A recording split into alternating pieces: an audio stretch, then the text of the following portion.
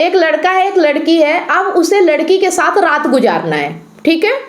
Main कामना तो है कि रात गुजारना है, लेकिन अब वो कह रहा है कि चलो हम मूवी देखने चलते हैं, ठीक है। अब यहाँ पे देखिए, किसी को अहंकार शब्द नहीं समझ में आ रहा होगा। किस किस को अहंकार शब्द नहीं समझ में आ रहा, क्योंकि बार बार हम अहंकार की बातें कर रहे हैं। तो अहंकार किसको नहीं समझ में आ रहा, आप पूछ सकते हैं, क्या है अहंकार? हाँ बताइए। अहंकार है मतलब कि अपने को समझ लेने के उसके अंदर बहुत ज्यादा ज्ञान बहुत ज्यादा है, उसी को अहंकार है। देखिए, हम ये जो अहंकार की देखिए, अहंकार की जो परिभाषा हम बता रहे हैं वो ठीक है, लेकिन अहंकार का मतलब होता है अपने आप को मैं हूँ, मतलब सबसे ये प्रथम ये कि मैं हूँ, यही अहंकार है। जो ये कहता है ना कि मैं हूँ, है ना, ये जो मैं शब्द है यही अहंकार है। अब जब ये मैं है तो ये किसी ना किसी से रिश्ता जोड़ेगा, किसी ना किसी से आसक्ति रखेगा तो दुख होगा। तो इस मैं को हटाना है ना। इस मैं को जब हटा दिया तो फिर शांति मिलती है, ठीक है।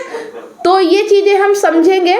ये मैं एक तरह से ऐसा है कि जैसे आग है और उसके ऊपर धुआं है, तो आग हमें दिख ना रही हो, और जैसे ही हम धुआं हटाएंगे आग दिखने लगेगी। वैसे ही हमारे जीवन में सत्य होता है, आत्मा होती है, लेकिन ये जो मैं शब्द है ना, ये हमारे ऊपर छाया हुआ है, और जब हम इसे हटाएंगे तो हमें वास्तव में शांति, आनंद और सच मिलेगा। इस विषय को फिर अगली बार लेंगे, ठीक है। संसार के माध्यम से शांति पालूंगा, संसार के माध्यम से चैन पालूंगा, ये हम सब जानते हैं, सोचते हैं, लेकिन ऐसा होता नहीं है, ठीक है। तो संसार के माध्यम से चैन पालूंगा, यहाँ तक हमने कंप्लीट किया है। लिखा पढ़ा होगा जो भी मैंने अभी बोला, उसमें से क्या चीज ऐसी है जो आपको समझ में आई और क्या ऐसा है जो नहीं समझ में आया, क्योंकि ये बात आपकी हो रही है। यहाँ सिर्फ किताब नहीं पढ़ रहे हैं हम, ये आपकी जो प्रॉब्लम है उसे हमें सॉल्व करना है, ठीक है, उसकी बात हो रही है यहाँ पे। ओके, संसार से जो आसक्ति है वही दुख का कारण है, लेकिन हम संसार से आसक्ति किस तरह समझते हैं, मतलब किस चीज को हम आसक्ति समझ रहे हैं? एक अंदर का होता है, एक बाहर का होता है। अंदर का क्या है और बाहर का क्या है? अंदर में, हमारे अंदर में जैसे काम, तो ये सब जो है वो विष के समान है, और बाहर का जो है वो पीयूष जैसा होता है।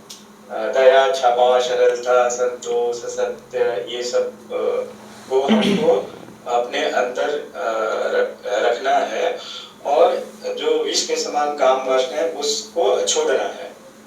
ठीक है, तो ये तो सिर्फ शब्दों की बात हो गई। हम अपने जीवन में कैसे समझेंगे? हमारे जो रिश्ते हैं, हम जिनसे परेशान हैं, उसमें क्या है विष के समान? बंधन आता है, बंधन ही आसक्ति है।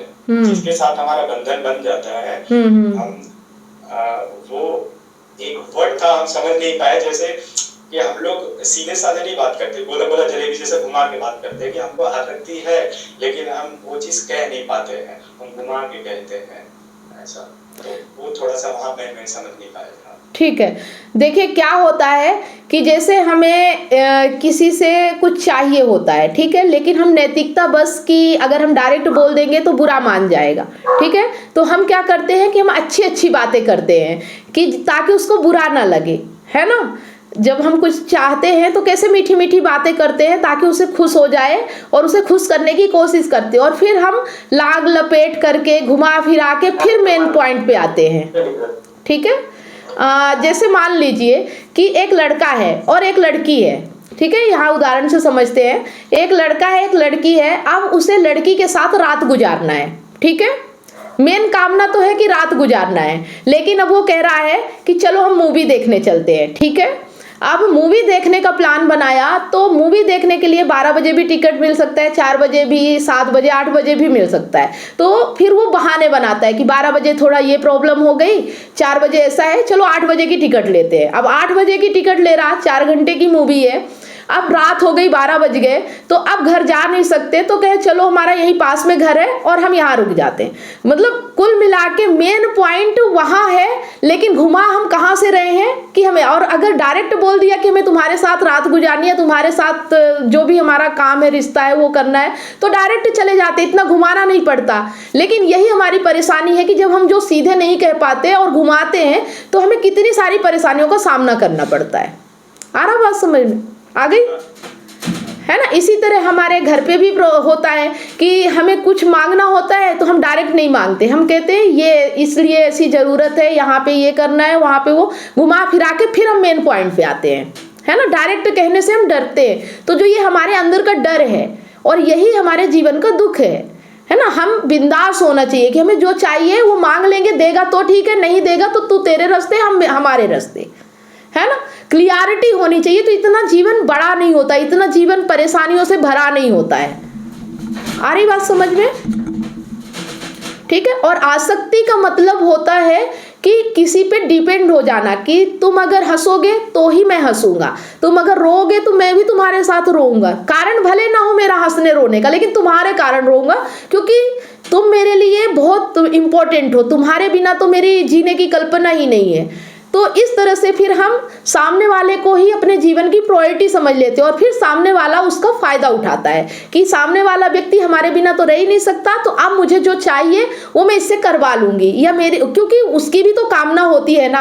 आप अगर अपनी कामना के साथ उससे जुड़े हुए हो तो उस व्यक्ति की भी तो आपसे कुछ कामना होगी, और जब दोनों कामनाएं एक दूसरे की पूरी नहीं होती, अधूरी रहती है, तो ही फिर लड़ाई झगड़े होते हैं, अपूर्णता आती है कि तुम मेरी इच्छा पूरी नहीं कर पा रहे हो। एक बाउंडिंग के साथ हम रिलेशन बनाते हैं, संबंध बनाते हैं कि तुम हमारी इच्छा पूरी करना, हम तुम्हारी इच्छा पूरी करेंगे। पहले तो ये बाउंडिंग होती है, और फिर हम बंधन लगाते हैं कि तुम मेरी प्रॉपर्टी हो, तुम मेरी पत्नी हो, तुम मेरा पति हो, मैं जितना बोलूंगी, जितना कहूंगी, जितना मैं कहूंगा उतना ही तुम करोगे। अगर तुम इससे ज्यादा जीवन जी रहे हो या कर रहे हो तो ये गलत है। फिर गलत आ जाता है, फिर नैतिकता आ जाती है। ठीक है। मतलब हम एक इंसान को बांध लेते हैं। एक इंसान स्वतंत्र होना चाहिए। जब हम स्वतंत्र होंगे तभी हम उसे स्वतंत्रता दे पाएंगे। अगर हम ही दुखी हैं तो हम दूसरे व्यक्ति को स्वतंत्रता नहीं दे पाएंगे, क्योंकि हमें उससे खुशी चाहिए। तो फिर हम उसे बांधने की कोशिश करते हैं, उसे पकड़ने की कोशिश करते हैं। आ रहा समझ में? तो ये चीज समझ में आ गई कि आसक्ति का मतलब क्या। और जब हम खुद खुश होते हैं ना, हम बढ़िया मस्त होते हैं, तो फिर हम क्या करते हैं कि हम तो खुश हैं, कोई आ गया तो खुश हो गया, नहीं आया तो भी हम अपनी जिंदगी में मस्त हैं। तो फिर हम ये नहीं सोचते कि वो हमारे पास रहे या जाए, अगर उसकी इच्छा है तो रहेगा, उसको भी खुश होना है तो रहेगा, वो भी खुश है तो ठीक है। और अगर मतलब वो हमारे साथ जाना चाहता है तो हम आराम से जाने देंगे, हम दुखी नहीं होंगे, हम परेशान नहीं होंगे। ठीक है। अगर हम परेशान हो रहे हैं इसका मतलब हमारी पूरी जिंदगी उस पर डिपेंड है, इसलिए हम परेशान हो रहे हैं। अगर हम अपनी ज़िंदगी को समझ जाएं, अपने आप को जान जाएं, और हम ये समझ जाएं कि हम इंसान हैं और हम अपने आप में भी खुश रह सकते हैं, हमें किसी व्यक्ति की ज़रूरत नहीं है। जब आप इस तरह से स्वतंत्र होंगे तो आप स्वतंत्र व्यक्ति का चुनाव करेंगे जो अपने जीवन में भी स्वतंत्र होगा। ठीक है।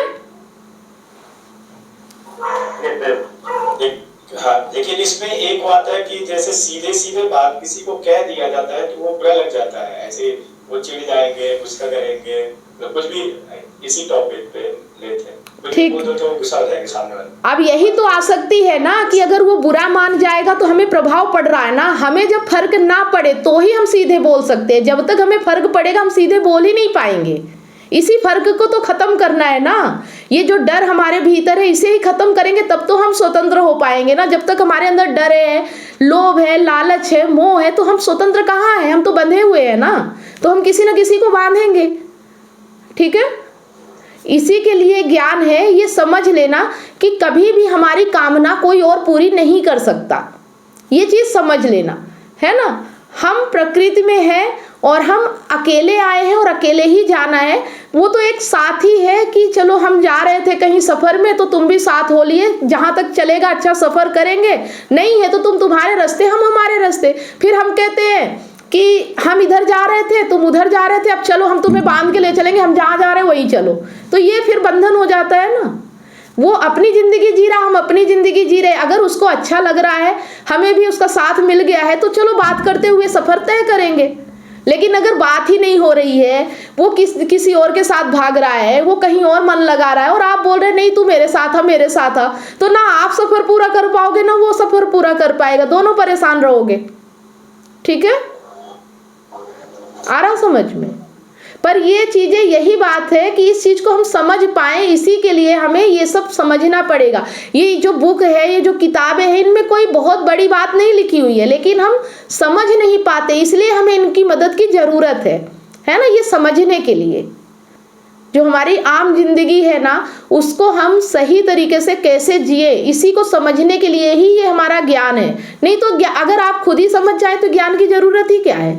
आप मस्त हो, आप एक ऐसे व्यक्ति हो जिसको किसी की परवाह नहीं, अपनी जिंदगी में मस्त है और बढ़िया अपनी आनंद में जिंदगी जी रहा है, तो फिर उसे जरूरत क्या है ज्ञान की।